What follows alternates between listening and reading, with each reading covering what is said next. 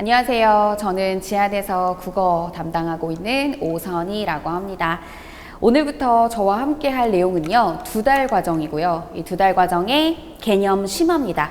이 개념 심화는 한마디로 말씀드리면 이 책의 내용과 더불어서 여러분 아마 교환으로 받으셨을 건데요. 서브노트에 중요한 내용을 좀 구조도 그리듯이 머릿속에 정리하는 시간이라고 생각하시면 될 것 같아요. 물론 9월부터 시작하시는 분들도 계실 거예요. 9월부터 시작하시는 분들은 갑자기 심화를 듣는다라는 생각에 좀 부담스러우실 수 있는데, 보는 책의 내용 똑같고요. 거기에다가 정리가 하나 더 들어가는 것이다 보니까 그렇게 다른 내용이 들어가 있지 않고 어렵다고 생각하실 필요가 전혀 없으세요. 그래서 여러분이 지금 개념 심화를 처음에 듣고 계시다 하더라도 그냥 저랑 같이 책의 내용과 그리고 교환의 내용을 좀 정리하시면서 그렇게 따라오시면 될 것 같아요. 그리고 조금 더 제가 추천을 해드리고 싶은 공부 방법이라 하면, 만약에 연간반 회원으로 듣고 계신 분이시라면 개념 기본 강의를 같이 동영상 강의를 신청하셔서 같이 이렇게 비교하며 들으시는 것도 괜찮겠다는 생각이 들더라고요. 왜냐하면 그 많은 분들이 생각하시기에 강의를 한번 듣고 그 다음에 회독은 내가 해야지, 여러 번 회독하는 건 혼자 해야지 이렇게 생각하시는데, 사실 혼자 한 번만 듣고 모든 내용이 다 이해된 상태에서 회독을 할 수 있는 경우가 없기 때문에 사실 저는 여러 번 강의를 듣는 것도 괜찮다는 생각이 들거든요. 그래서 혼자 하시기 좀 버거우시면 여러 번 강의를 들으면서 제가 하는 말이 무슨 말일까? 거의 외워질 정도로 저 말 뒤에 저 말을 하지 라고 외워질 정도로 그렇게 계속 반복해서 들으시면 그것도 꽤 도움이 되더라고요. 그래서 저는 여러 번 강의를 들으셨으면 좋겠어서 기본 강의를 같이 들으실 수 있는 환경이시라면 기본 강의도 같이 들으셨으면 좋겠다는 생각이 들고요. 그렇지 않으셔도 상관없어요. 저랑 같이 심화 과정에 여러 세브노트에 있는 빈칸을 채우며 가면서도 동시에 책도 볼 거거든요. 그래서 책의 내용도 제가 말씀을 드릴 거니까 아마 요거 강의만 들으셔도 그렇게 큰 문제는 없으실 거란 생각이 들긴 합니다. 제가 몇 가지만 말씀드리고 시작을 해볼게요. 아마 개념 기본 강의부터 제 커리를 쭉 이렇게 따라오셨던 분들, 여기까지 오신 분들은 제가 또 똑같은 말을 하고 있다는 걸 아마 짐작하실 텐데요. 저는 항상 매일 비문학이라고 해서 비문학 연습지를 나누어 드려요. 왜냐하면 우리 교재를 잘 한번 살펴보면 1권은 문법이고요. 그 다음에 2권은 문학이고요. 거기에다가 3권이 비문학이랑 어휘 파트예요. 자, 저의 계획상으로는 먼저 한 달 분량, 여기까지가 한 달, 그 다음에 여기까지가 또 한 달. 그럼 2달이 벌써 끝나버려요. 그럼 이거 언제 하죠? 그래서 이걸 물론 우리 2달 마지막 끄트머리에 살짝 말씀드리긴 하겠지만, 그래도 아예 그냥 애초에 여기서부터 시작을 하는 거죠. 그러면 도움이 되지 않을까 싶어서 저는 1권 문법을 시작하는 그 순간부터 비문학을 연습해 나가기 시작할 겁니다. 그런 다음에 비문학과 연결지어서 제가 매 시간마다 매번, 우리가 지금 4교시 동안 진행이 되죠. 그럼 4교시 끝날 즈음에 어휘, 3권의 어휘 중에서 어디를 외워주세요. 그러면 그 어휘에 대한 복습 퀴즈나 어휘를 연습할 수 있는 복습지를 나누어 드리겠습니다. 이렇게 말씀을 드릴 거예요. 그래서 아마 매번 이렇게 오실 때마다 복습 퀴즈라고 해서 지난 시간에 배웠던 파트의 내용과 더불어서 어휘 퀴즈가 같이 나가게 되는 거죠. 그러니까 이거는 어떻게 보셔야 되냐면, 영어 수업이다라고 생각하시면 우리 영어의 기본은 되게 단어 암기라고들 하시잖아요. 국어도 어떻게 보면 마찬가지인 것 같아요. 이 국가직이나 지방직의 최근의 경향을 살펴보면 한자어의 비중이 꼭 2문제씩은 나오고 있는 걸 확인할 수가 있거든요. 더군다나 한자의 도금을 모르면 풀 수 없는 그런 문제들도 나오고 있어요. 그래서 한자 어휘를 조금 신경 써서 봐야 될 것 같아서 제가 어휘 퀴즈는 매번 나누어 드릴 겁니다. 매일 비문학지가 항상 교환에 올라가 있을 거고요. 우리가 이제 오프라인에서 만나게 되면 항상 교실 뒤에 배치를 해둘 겁니다. 그 다음 2번째는 제가 매일매일, 매일이라는 말 너무 좋아하죠? 네. 이거는 정확하게 말하면 주 5일, 주 5일 제가 소통의 창구를 마련해놨어요. 거기에 십지선다 학습 메시지라는 게 있어요.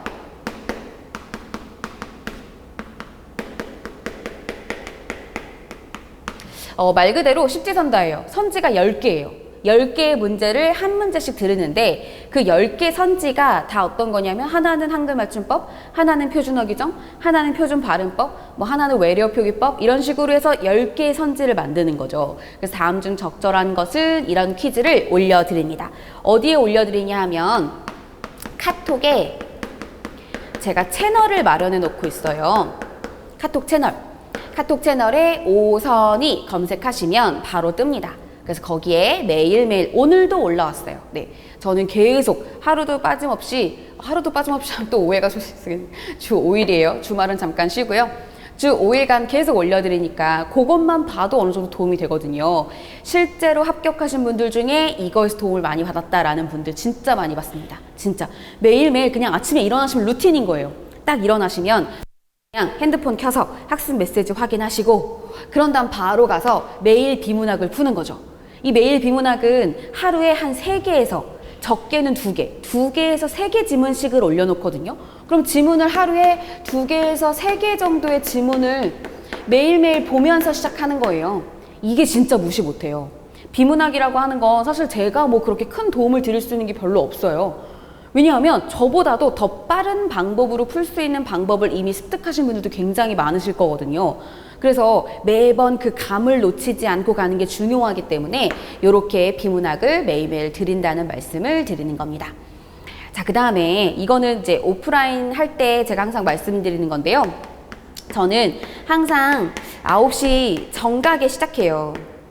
거의 뭐 진짜 핸드폰 시계 보고 있다가요, 띡 9시 되면 바로 그냥 딱 시작하거든요. 그러니까 절대 지각하면 안 되는 거죠. 10분 전에 오셔서 앞에 복습 퀴즈 같은 거 풀고 계시면 돼요. 그러니까 일찍 와도 풀 수 있는 그런 문제지들을 드릴 테니까 절대 지각하시면 안 되고, 지금의 얼마가 지속될지 모르겠지만 지금 당장의 어떤 해당 사항이 있는 건 아니지만 늘 이제 온라인으로 수업을 들으시는 분들도 이 루틴을 놓치지 않으셨으면 좋겠는 거예요. 그러니까 우리가 맨날 화요일, 목요일 이렇게 만났었잖아요. 그러면 온라인으로 들으시는 분들도 딱 그 화요일, 목요일에 뭔가 9시에 준비를 하시는 거죠.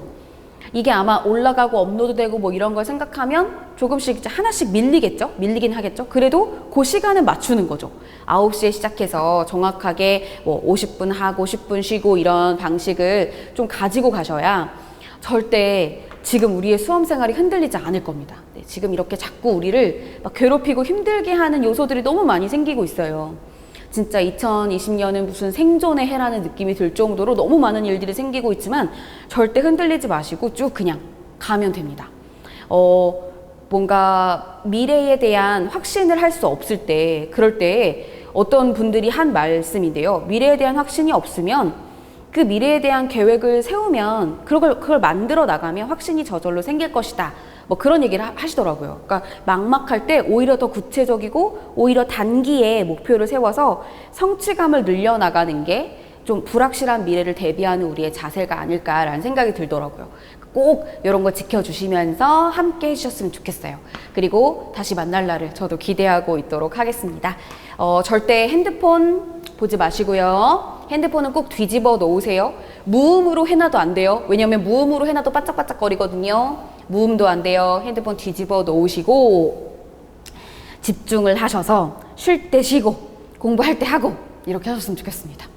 여기 밑에 보면은 아마 여러분의 그 서브노트에도 써 있을 거예요. 제 카페 주소가 나와 있어요. 항상 수업 시간에 썼던 자료 같은 거 같이 올려놓으니까 이렇게 어디든지 자료를 다운로드 받지 못해서 생기는 불상사는 없도록 제가 하도록 하겠습니다. 이것도 참고해 주시고요.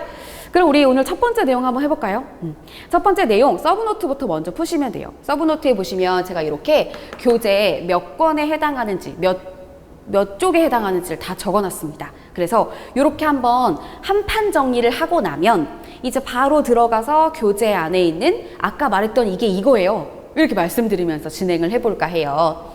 우선 우리는 제일 처음에 언어에 대해서 파악을 하고 들어가야 합니다. 사실 이 파트는 그렇게 문제가 많이 나오진 않아요. 문제가 많이 나오진 않은데 제가 어느 순간 뭘 발견했냐면 여기에 나와 있는 그냥 일반적인 지식형 문제의 그 문제 수는 줄이 돼.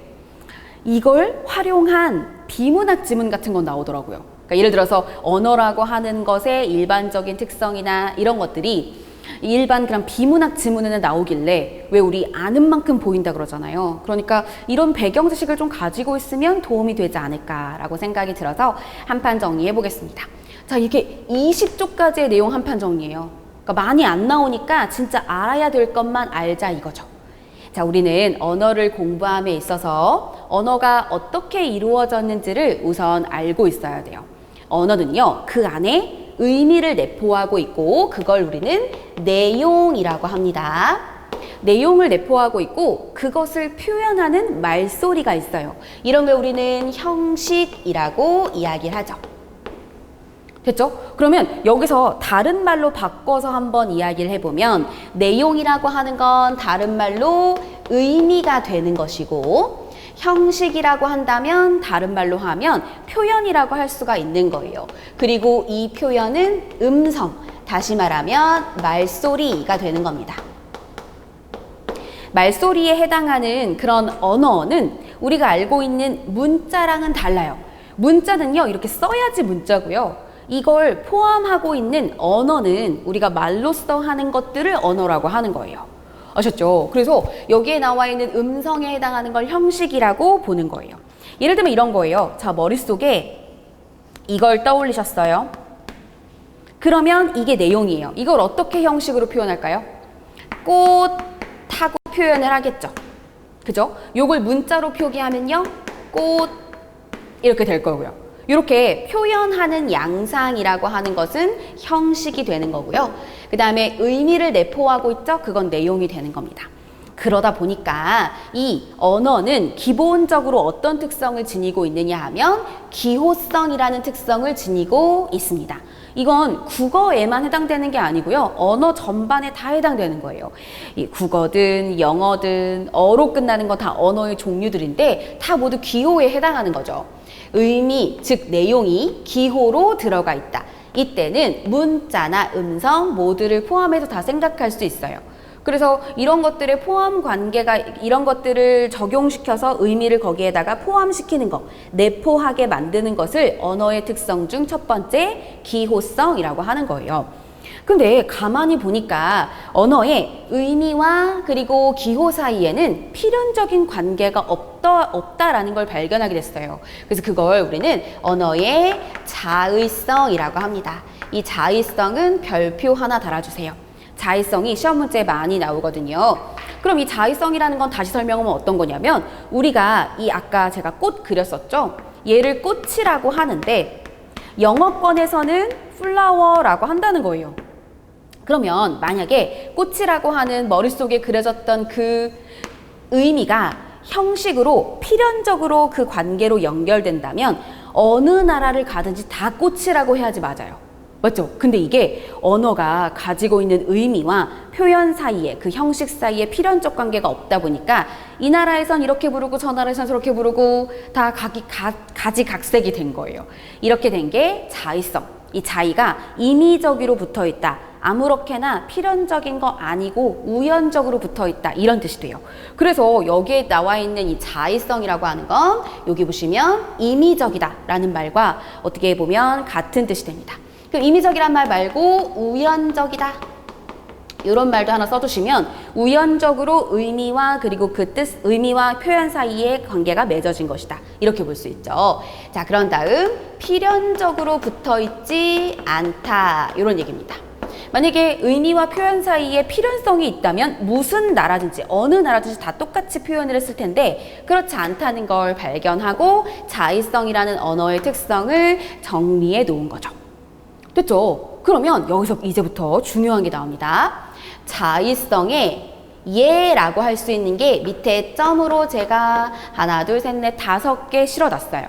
이게 문제, 사지선다형 문제로 나오게 됩니다. 볼까요? 나라마다 다른 언어라고 되어 있죠? 이게 사실 저는 되게 잘 보여요. 근데 화면에 글씨가 작아서 잘 안 보일 수 있어요. 제가 다음 시간에는 좀 뭔가 뚜렷한 화면을 준비해 올게요. 근데 여러분 어차피 서브노트가 있으시기 때문에 그걸 가지고 그냥 같이 보시면 됩니다. 요즘은 이제 패드에다가도 그 아이패드 같은 데다가도 필기 잘 하시더라고요. 그래서 제가 PDF로 우선 제공을 해드렸거든요. 자, 아무튼 나라마다 다른 언어가 나오면 이건 자의성의 예예요. 그 다음 중요한 게 나옵니다. 여기 보시면 역사성이라는 말이 나와요. 역사성. 역사성이라는 건 무슨 말이냐면 시간의 흐름에 따라 뜻이나 표기 둘 중 하나가 그러니까 바뀌는 현상을 보여주는 거죠. 예를 들면 옛날 조선시대에 컴퓨터라는 말이 있었을까요? 없었겠죠? 새 말이 생겨난 거예요. 그런 다음에 또 옛날에 천이라고 하는 이 천을 옛날에 즈문이라고 했었대요. 근데 지금은 천이라고 하지 즈문이라고 안 해요. 그럼 즈문이라는 말이 사라진 거죠. 그럼 언어라고 하는 게 시간의 흐름에 따라서 변화하는 양상을 보인다는 게 언어의 역사성인데요. 그건 제가 밑에도 적어 놨습니다. 언어의 역사성. 시간이 흐름에 따라서 언어가 생기기도 하고 소멸되기도 한다. 근데 변하기도 하는 거예요. 이 변하는 양상을 봤더니만 두 가지가 있는데 뜻이 변하기도 하고 표기가 변하기도 하더라는 겁니다. 아니 그럼 뜻과 표기 사이에 필연적으로 딱 붙어 있으면 똑같이 바뀌거나 아니면 그냥 다 사라져 버리거나 할 테지 뜻만 바뀌거나 표기만 바뀌거나 이러겠어요? 이게 바로 보다 이 둘 사이에 필연적 관계가 없다는 그런 이해가 되는 거예요.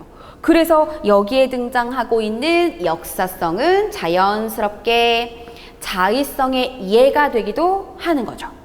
아셨죠? 그 다음 의성어나 의태어가 등장하고 있는데요. 우리나라는 멍멍이라고 하지만 사실 뭐 다른 데서는 다른 영어권에서는 바우와우 뭐 이런다든지 뭐 닭소리도 꾹끼오하고 어떤 데는 뭐 쿠커 두들두 뭐 이런다든지 그러니까 표현이 달라요. 그래서 의성어나 의태어도 역시 자의성의 한 예가 됩니다. 근데 주의하셔야 될 것은 의성어나 의태어는 자의성이 가장 약합니다. 자의성이라는 그런 특성이 적용되는 데 있어서 가장 약하게 적용되는 게 의성어나 의태어예요. 실제로 문제에도 나왔었어요. 자의성의 예로 뭐 다음 내용들을 봤을 때 가장 약한 것은 자의성이 가장 약한 것은 그럴 거예요. 그럼 그때는 의성어랑 의태어를 찾아주시면 돼요. 왜냐하면 의성어나 의태어가 나라마다 다 다르게 나타나고 있긴 하지만 그래도 소리나 모양을 보는 그 인간은 그렇게 다르지 않죠. 다 똑같은 사람들이기 때문에 좀 비슷하게 받아들이는 속성이 있다는 거예요. 그래서 가장 자의성이 약하다라고 합니다. 그 다음 지역 방언, 지역마다 다른 말을 쓰는 것 또한 역시 뜻은 표현과 필연적으로 묶여있지 않다는 거구나. 따로따로 움직일 수 있다는 거구나. 이런 뜻이죠. 동음이요. 배라고 하는 거 먹는 배, 다니는 배, 사람 배 여러 가지죠. 그럼 이것도 역시 뜻이랑 별개로 표기가 왔다 갔다 거리는 거구나. 이런 것도 자의성의 예가 되는 겁니다. 자의성에 해당하는 예 꼭 잘 기억해 두시고요. 그 다음 밑에 언어가 자의성이라고 하면 또 어떤 설명이 나오냐면 그러면 아무렇게나 붙여서 말하면 되겠네. 나 그럼 이제부터 칠판은 칠판이라고 안 하고 이불이라고 할래. 이렇게 얘기하면 사람들 사이에 소통이 안 되겠죠.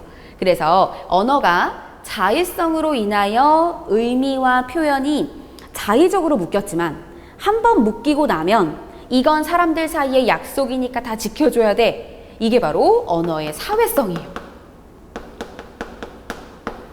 됐죠? 그래서 저는 지금 딱 4개로만 정리를 한 거거든요. 많이 나오는 것들. 많이 나오는 4개로 우선 정리를 하고 우리가 이따 교재에 살펴볼 때 좀 추가적으로 봐야 될 내용들을 말씀드리도록 하겠습니다.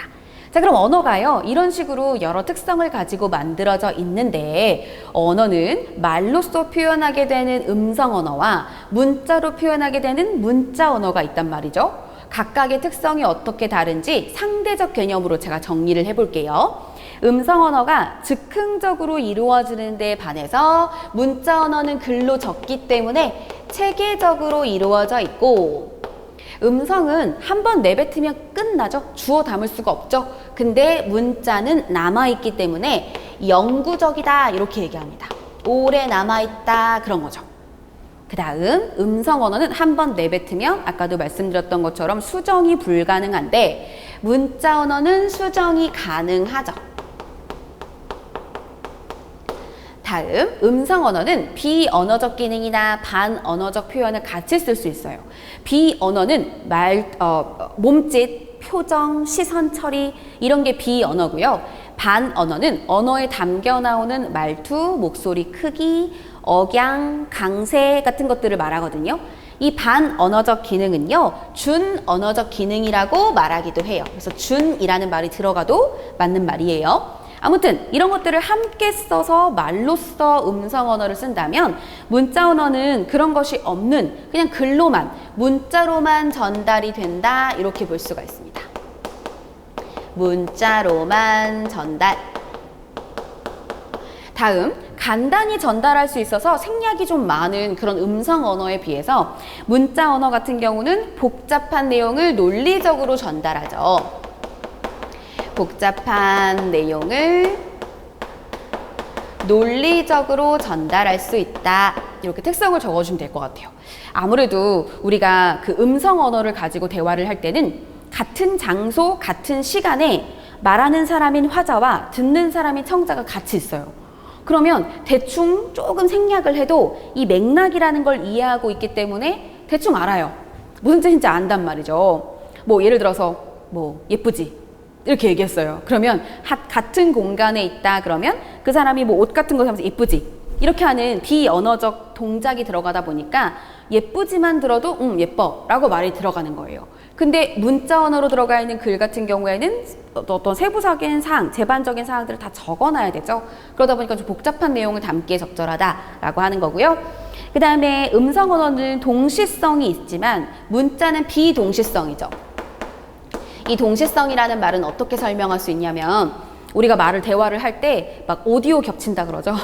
친구랑 대화하다가 그 대화의 내용에 약간 말이 겹쳐서 나오기도 하고 그다음 내가 화자를 계속하는 게 아니라 내가 청자가 되기도 해요. 왔다 갔다 하거든요. 역할이 고정적이지 않아요. 근데 문자 언어는 일방적으로 글쓴이가 전달을 하기 때문에 비동시성이라고 말을 하는 겁니다. 자, 그리고 보조도구. 여기서 말하는 보조도구는 뭐 펜, 종이 혹은 뭐 컴퓨터라는 그런 도구들이에요. 얘네들은 필요 없지만 여기는 필요하죠. 그래서 보조도구가 필요함, 여기는 필요성 동그라미 이렇게 치면 될 것 같습니다. 되셨죠? 그러니까 문자 언어가 가지고 있는 음성 언어와의 차이점 이렇게 확인하시면 되고요. 그 다음 언어가 가지고 있는 본질적인 특성을 이야기했다면 언어가 가지고 있는 기능의 측면을 말할 그런 시간이 됐는데요. 이 언어가 가지고 있는 기능도 우리 교재에는 굉장히 다양하게 써 있어요. 근데 저는 이렇게 3개 확인하시면 된다라고 말씀드리고 싶어요. 첫 번째는 정보 전달 기능이에요. 정보 전달은 말 그대로 오늘 휴강이래? 뭐 오늘 비대면 수업이래? 뭐 이렇게 물어봤을 때 그거에 대한 대답을 하는 거죠.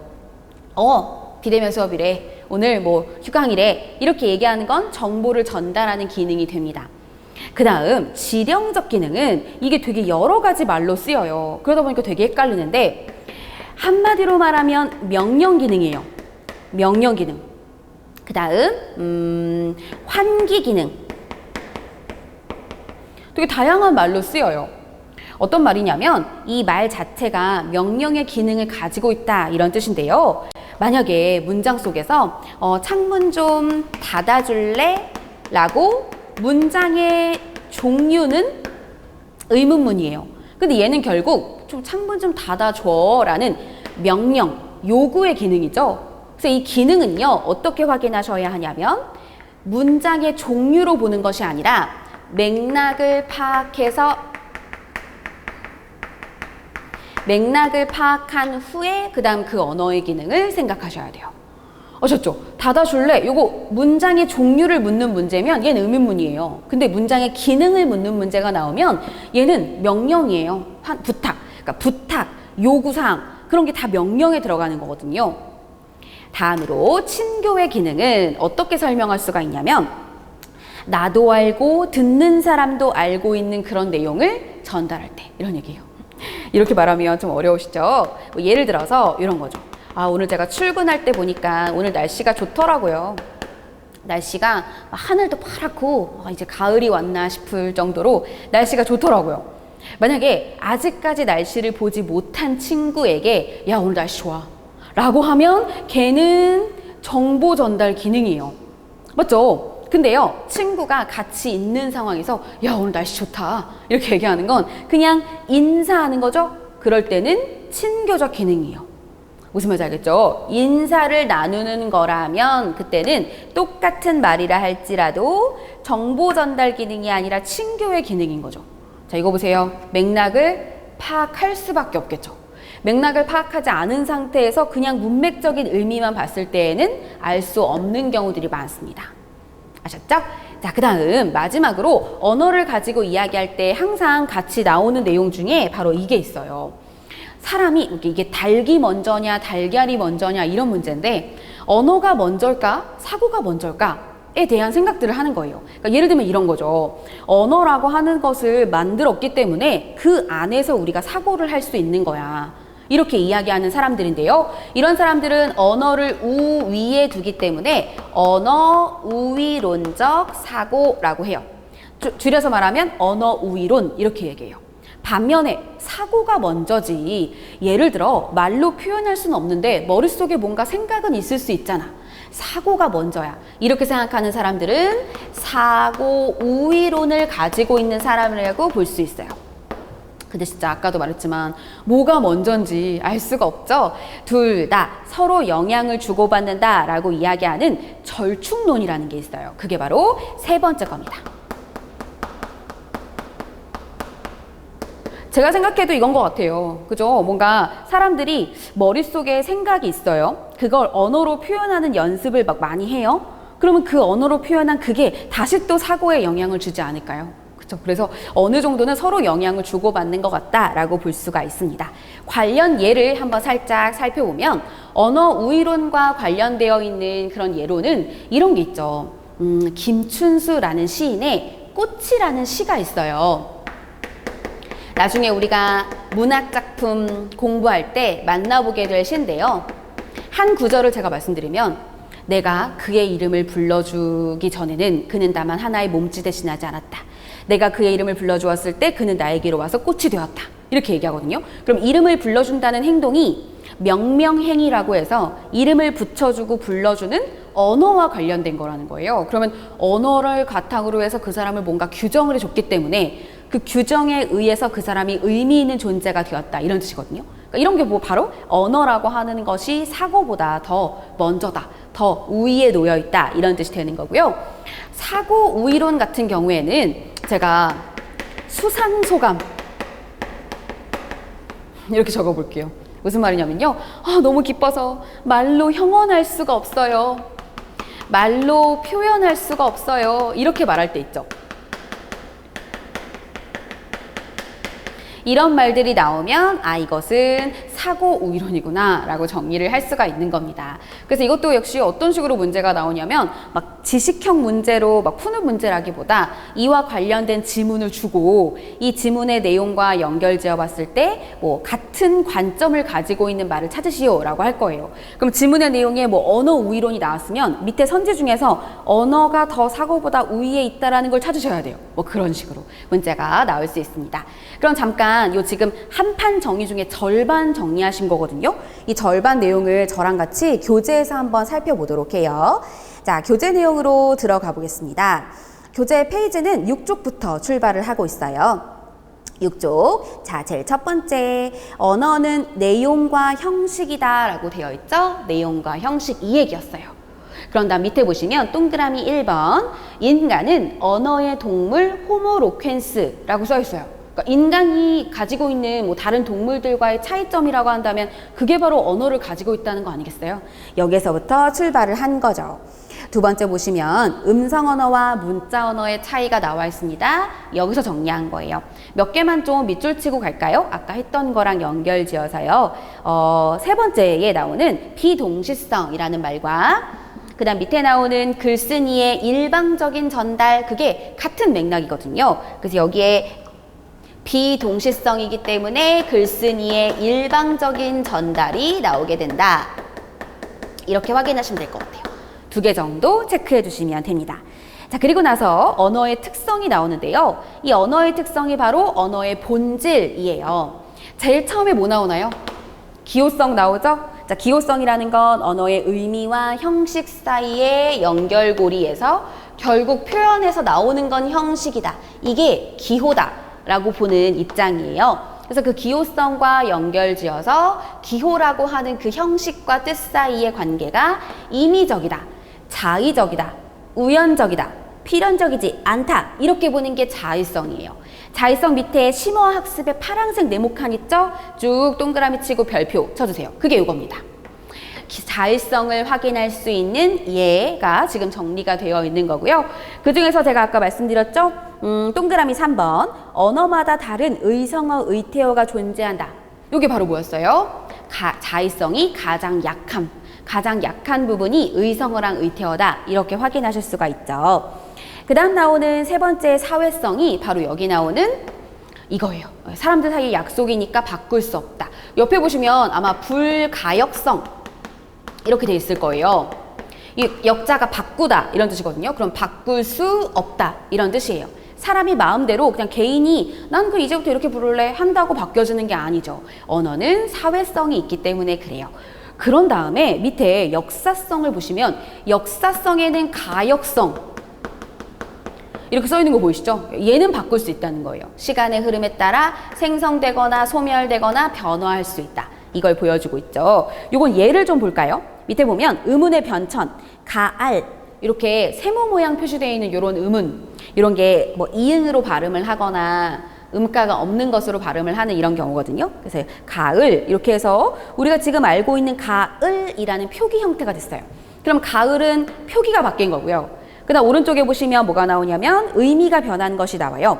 옛날에 어리다 그러면 어리석다였어요. 근데 오늘날에 어리다 그러면 나이가 적다가 됩니다. 그럼 이런 부분들은 의미가 바뀐 거라고 할 수 있죠.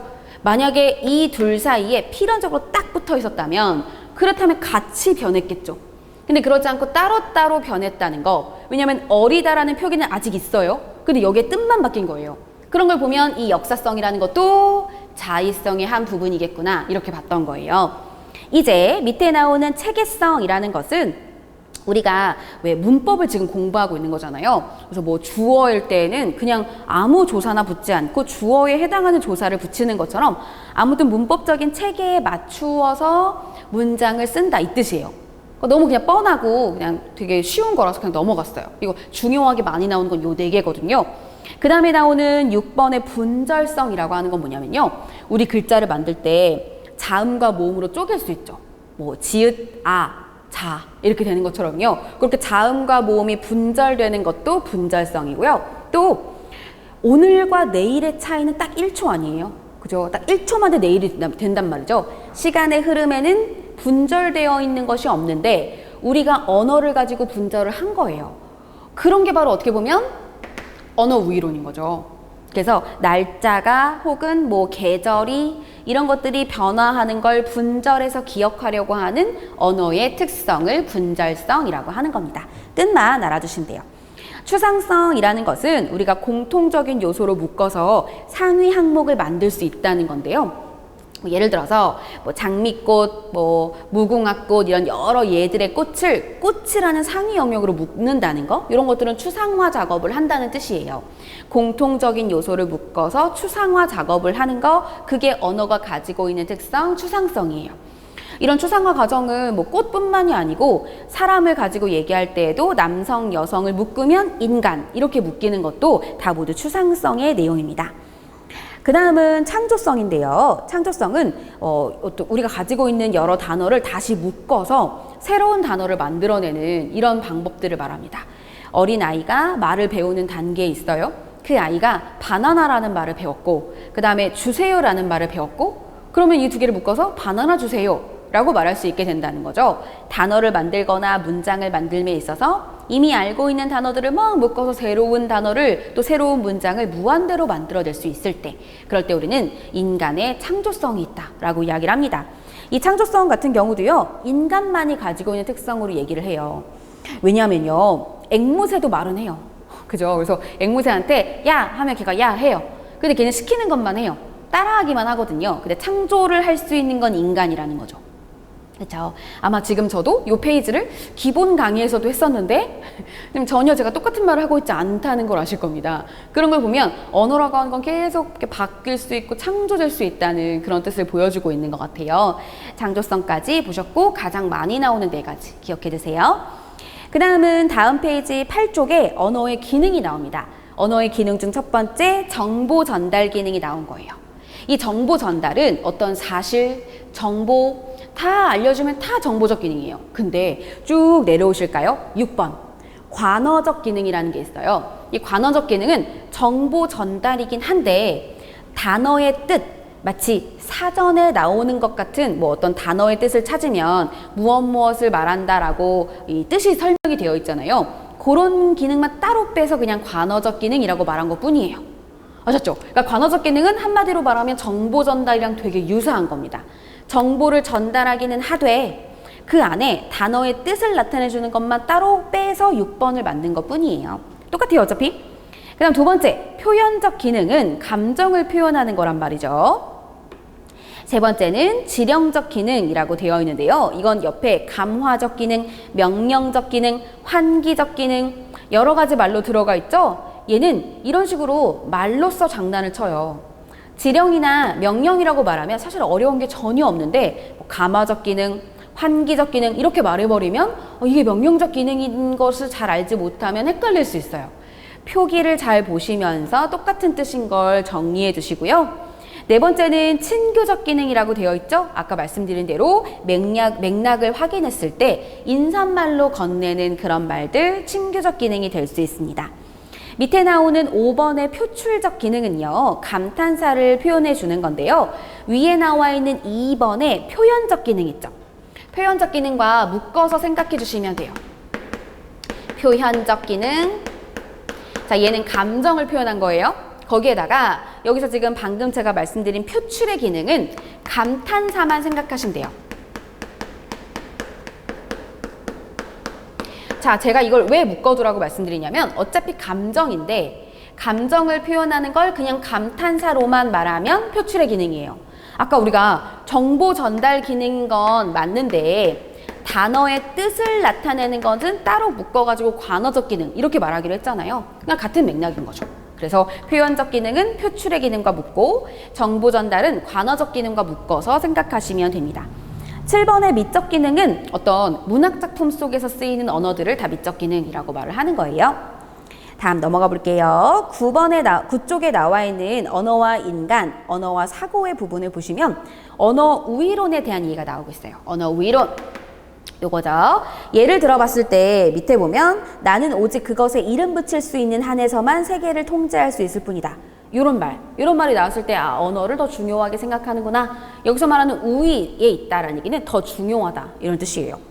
그 다음 두 번째 나오는 사고 우위론 같은 경우는 밑에 장미는 우리가 그것을 장미라 이름 붙이지 않아도 충분히 향기로울 텐데 이름이 없어도 그 존재 자체를 입증할 수 있는 건 내가 눈으로 감각하고 있으면 시각적으로 감각하고 있으면 다 아는 거잖아요. 이런 거죠. 또 향기는 후각이죠. 후각으로 감각하고 있으면 언어가 없어도 알 수 있다. 뭐 그런 거죠. 절충론 나옵니다. 사고 없이는 언어로 표현할 수 없고 언어가 없이는 사고가 발전할 수 없다. 이렇게 보는 게 절충론이에요. 두 개가 서로 영향을 주고받는다. 이런 뜻이 되는 거죠. 자, 그럼 밑에 나오는 언어와 문화로 넘어가서 우리 이제 국어에 대한 이야기를 한번 해보겠습니다. 자, 서브노트로 다시 왔고요. 자, 중간에 제가 동그라미를 쳐놨는데 항상 제가 이제 필기하는 방식이 어떠냐면 한 판으로 정리를 했을 때 마치 마인드맵처럼 머릿속에 싹 이렇게 펼쳐지는 이런 기능이 있어야 한다고 생각하거든요. 그러다 보니까 동그라미를 가운데 넣은 거고 제일 처음에 언어 전반의 특성을 말했다면 언어 중에서 영어, 불어, 뭐 독일어 아니고 국어, 우리나라 말 요거에 이제 초점을 둬서 말씀을 드릴 거고 이제 이거는 말로써 나오는 그런 언어잖아요. 말로써 우리가 더 많이 사용하고 있는 그러면 그걸 문자로 적용하면 한글이 되는 거죠. 그래서 이건 문자 언어, 요거 음성 언어 나눠서 얘기를 한번 해보도록 하겠습니다. 자, 국어에 드러나 있는 특성들을 좀 정리를 할 건데요. 국어가 가지고 있는 계통상의 분류를 알타이어라고 이야기를 하고요. 이 알타이어의 해당하는 그 내용 중에 교차어라는 게 있어요. 그래서 이 두 개는 가끔씩 선지 한 줄 정도는 나올 수 있어요. 그래서 뭐가 더 큰 개념이냐면 알타이어가 더 큰 개념이다. 이렇게 말할 수가 있습니다. 계통상으로는 알타이어고 교차어라고 하는 건 또 무슨 뜻이냐면 조사나 혹은 어미가 발달되어 있어서 마치 레고를 조립하듯이 앞에 의미가 있는 말 뒤에 어미나 조사를 붙여서 다양하게 이렇게 활용될 수 있는 그런 언어의 특성을 교차어, 다른 말로 첨가어라고 이야기를 할 수가 있습니다. 이런 식으로 특성을 가지고 있는 말이 있는데요. 자, 제가 정리를 하면서 갈게요. 이런 특성은 밑에 가서 더 자세히 말씀을 드릴 겁니다. 밑에 보면 국어의 특성 중에 음운의 특성이 쭉 나오고요. 이 음운의 특성 중에서 여기 보시면 모음 조화가 있다, 음절의 끝소리 규칙이 있다, 그리고 이거 동화 빼고 두음 법칙이 있다 이렇게 말한 거 있죠. 이게 바로 알타이어가 가지고 있는 특성이에요. 우리나라 말이 국어가 알타이어에 들어가 있다 보니까 알타이어의 특성이 그대로 우리 국어의 특성으로 정리가 되는 거라고 볼 수가 있습니다. 되셨죠? 그리고 나서 한글로 살짝 한번 와보시면 표음 문자, 음소 문자 이렇게 얘기를 하는데요. 우리나라 글자는 음을 다루고 있기 때문에 그 음이 그대로 표현이 되어 있다. 한자처럼 한 글자의 뜻과 음이 같이 있는 표의 문자가 아니고 우리는 표음 문자예요. 그거 알아두시고요. 음소라고 하는 건 무슨 말이냐면 자음과 모음, 그걸 음소라고 해요. 우리 글자는 자음과 모음으로 구성되어 있고 이런 게 언제든지 다 쪼개질 수 있는 분절성을 지니고 있죠.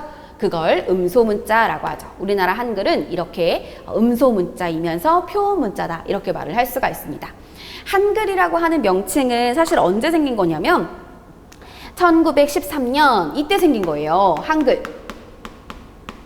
그러니까 지금 우리가 쓰고 있는 이 한글이라는 명칭 자체는 사실 옛날부터 있었던 게 아니고 지금 그러니까 생긴 지 얼마 1913년이면 좀 오래됐군요. 근데 우리가 하도 한글의 특성 이런 거 얘기할 때 막 훈민정음 얘기하고 그러다 보니까 훈민정음이 있었을 당시부터 한글이라는 단어가 쓰였던 것처럼 생각하실까 봐 지금 말씀을 드리는 거거든요. 그러니까 우리가 알고 있는 한글은 사실 후반부에 와서 생기게 된 것이지 한글이라는 것 자체가 옛날부터 훈민정음 할 때부터 있었던 건 아니라는 걸, 그걸 기억하시면 됩니다. 그러면 얘기 나온 김에 제일 처음 한글이 만들어진 그 시기부터 한번 가보죠, 뭐. 제일 처음에 1443년, 1446년 그 어떤 흐름에 따라서 우리가 요거 정도는 연도를 외우고 있어야 되거든요. 여기에 나오는 건 바로 훈민정음이 창제되었던 시기라고 볼 수가 있어요. 그래서 세종대왕이 한글을 만들었을 때 그때는 한글이라는 명칭이 없었어요. 그땐 그냥 훈민정음이었습니다. 아셨죠? 그래서 여기 두 개죠. 첫 번째 것은 창제된 거고 두 번째 것은 반포된 거예요.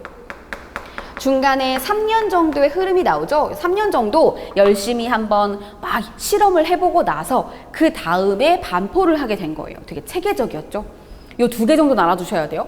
훈민정음을 다른 말로 정음 이렇게 부르기도 했고요. 그 다음에 뭐 언문, 언간 이런 식으로 부르기도 했어요.